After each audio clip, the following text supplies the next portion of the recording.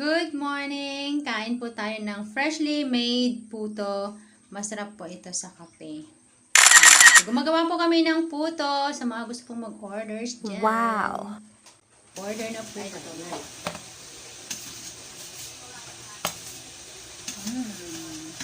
Oh, may cheese na pala agad. Bago ilagay, may cheese na. Siyempre.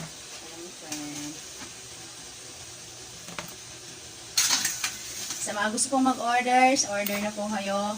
Cheesy puto.